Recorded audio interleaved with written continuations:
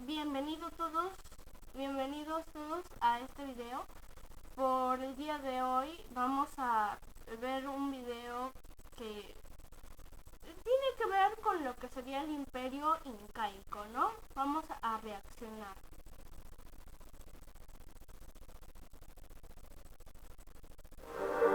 La caída del Imperio Incaico es quizá uno de los momentos más controversiales de la historia del Perú, tanto por la forma casi fantástica en la que ocurrió, como por la cronología confusa y algunas veces contradictoria de los sucesos.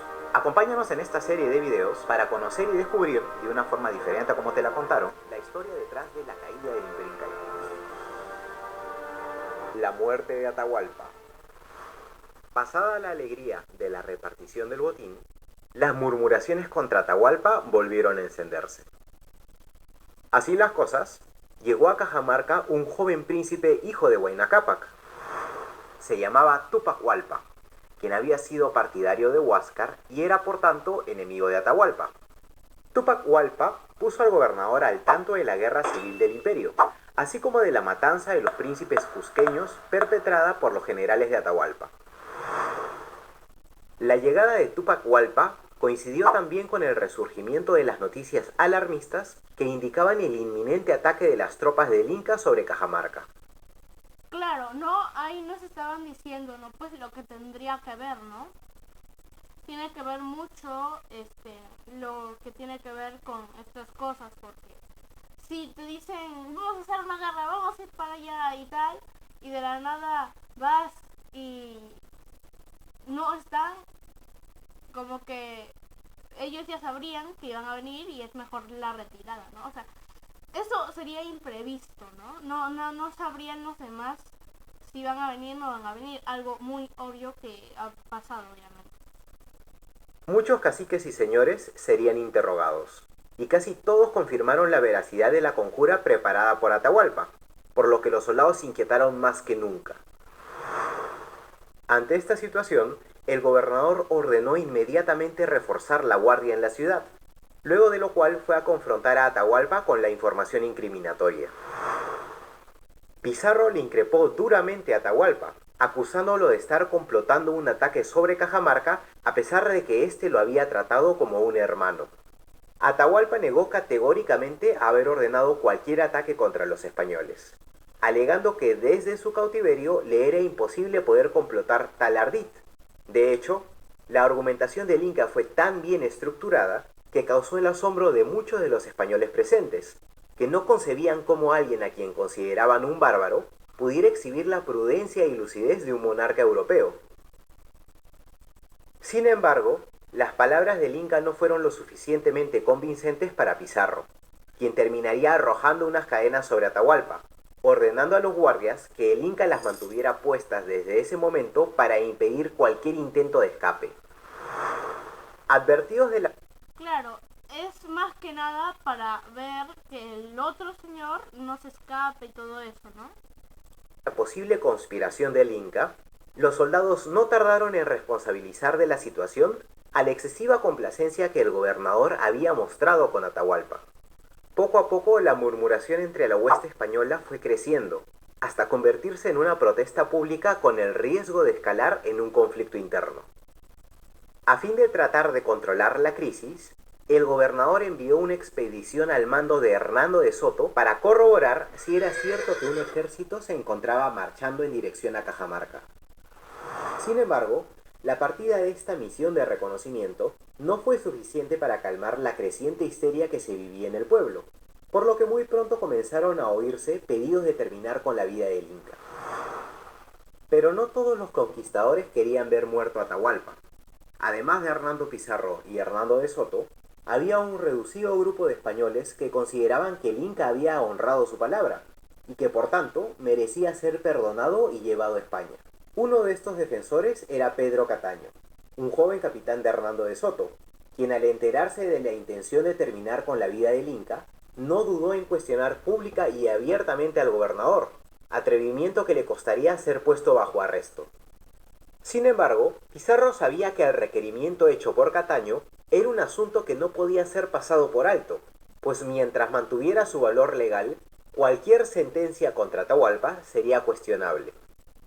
En un nuevo intento por calmar las tensiones y mantener unida a su hueste, el gobernador ordenó liberar a Cataño, invitándolo además a cenar para limar asperezas. Parecía que el joven jinete había logrado salvarle la vida al Inca. Terminaste la universidad. Transcurre otra noche tranquila en el poblado de Cajamarca. El gobernador juega naipes con su socio Diego de Almagro y con Pedro Cataño. Esta es sin duda una noche de reconciliación. Tan solo unas horas antes, el gobernador le había agradecido a Cataño el que lo hubiera ayudado a decidir mejor las cosas, palabras con las que el joven capitán se sintió tremendamente halagado. De pronto, la tranquilidad fue interrumpida por el vizcaíno Pedro de Anades, quien llevaba a rastras a un indio portador de una terrible noticia. Un ejército enorme se encontraba a tan solo 15 kilómetros de distancia y marchaba con dirección hacia Cajamarca. Muy pronto los españoles estarían completamente rodeados y serían atacados por las fuerzas del general Rumiñahui. Francisco Pizarro no podía dar crédito a lo que estaba escuchando, pero una confirmación con tal lujo de detalle del movimiento de un ejército era un peligro que no podía ignorar. ¿Quién, sino Atahualpa, hubiera podido dar tal orden? La situación se complicó aún más cuando Almagro y los oficiales reales presionaron a Pizarro para que ejecutara a Atahualpa. Sin embargo, el gobernador seguía negándose a esta posibilidad. Verán, Francisco Pizarro podría no saber leer ni escribir, pero era muy inteligente, además de temeroso de las leyes, por lo que estaba al tanto que el ordenar matar a Atahualpa sin las pruebas o al menos la justificación correcta podría ocasionarle muchos problemas con la corona e incluso su destitución como gobernante y la pérdida de todo cuanto había logrado hasta el momento. Sin embargo, cada vez más caciques informaban del avance de un numeroso ejército, lo que lógicamente agravaba los nervios y temores entre la hueste española. A fin de evitar que la situación se saliera de control, el gobernador finalmente accedió a someter a juicio el destino de Atahualpa. Para ello, se conformó un tribunal a cargo de determinar si el Inca había cometido crímenes penados bajo las leyes españolas. 10 indios fueron interrogados, pero sus declaraciones serían interpretadas tendenciosamente por Felipillo, quien guardaba un secreto resentimiento contra el Inca por el amor de una de sus mujeres. Al final del proceso, el Inca sería hallado culpable de cerca de una decena de cargos, incluyendo traición, usurpación, tiranía, regicidio, fratricidio, adulterio, poligamia, incesto y herejía. Para este punto Pizarro ya no podía oponerse a la decisión del tribunal que él mismo presidía, pues el hacerlo hubiera significado un acto de rebeldía. Sin embargo, consultó una última vez con Valverde, quien le confirmó que la sentencia era correcta. Ya sin alternativas, Pizarro no tuvo más remedio que acatar el fallo. Al día siguiente, el escribano Pedro Sánchez de la Hoz notificó la condena al Inca. Atahualpa sabía que este momento llegaría eventualmente, pero la noticia lo afectó de tal forma que intentó apelar ante Pizarro, ofreciendo a sus familiares como rehenes como garantía de que no intentaría atacar a los españoles si era liberado y se le permitía regresar a Quito. Al no obtener una respuesta de Pizarro, Atahualpa terminó ofreciendo el doble de oro a cambio de salvar su vida. Sin embargo, el gobernador no pudo más que escucharlo, pues sabía que la suerte del Inca ya estaba decidida. La noche del sábado 26 de julio de 1533, Atahualpa fue conducido a la plaza de Cajamarca, donde recibiría su condena, morir en la hoguera. Este destino sin duda aterraba al Inca, pues de entre todos los castigos concebibles, el ser quemado significaba la desaparición total de su cuerpo, con lo que perdería la posibilidad de ser honrado y venerado en el otro mundo, al igual que lo había sido su padre, Huayna Cápac. Vicente de Valverde le ofreció al Inca la conmutación de su pena si accedía a recibir el sacramento del bautizo. Atahualpa terminaría accediendo ante la insistencia del fraile, siendo bautizado, con Pizarro como su padrino, asignándosele el nombre de Francisco, aunque algunos cronistas mencionan también el nombre de Juan. Haciendo uso de su última voluntad, el Inca encomendó a sus hijos al gobernador, solicitándole además que su cuerpo fuera trasladado a Quito, a lo que Pizarro accedió. El Inca fue atado a un poste, y poco a poco la cuerda que rodeaba su cuello fue tensada, mientras que Fray Vicente de Valverde recitaba un salmo. Atahualpa, resignado ya a su destino, soportó el castigo impuesto hasta que finalmente su nuca fue partida y sus ojos perdieron toda expresión.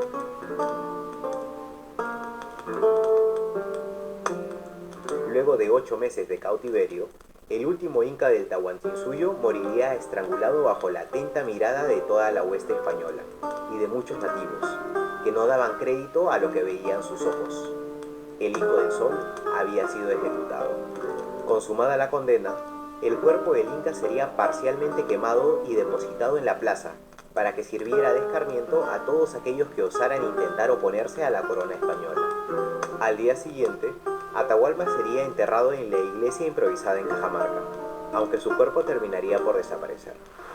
Paradójicamente, Hernando de Soto regresaría a los pocos días para informar. O sea, más que nada culparon al Hijo del Sol, ¿no? Pues entonces le dijeron a Atahualpa que había cometido muchos crímenes, ¿no? Muchos crímenes había hecho y pues ya sin mucha opción tuvieron que aceptar y matarlo, ¿no? De ahí se supone que vamos a ver ahora una batalla o algo por el estilo. Que no habían encontrado rastro alguno de un ejército, solo para enterarse que la sentencia contra Atahualpa ya había sido consumada.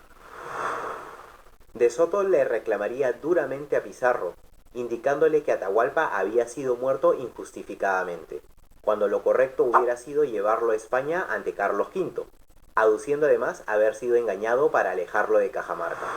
No existen pruebas definitivas en torno a si el Inca ordenó o no un ataque sobre Cajamarca. Sin embargo, muchas fuentes hacen mención de la aparente y excesiva indecisión de Atahualpa, quien intentaba salvar a su imperio, pero temía perder su vida en el proceso.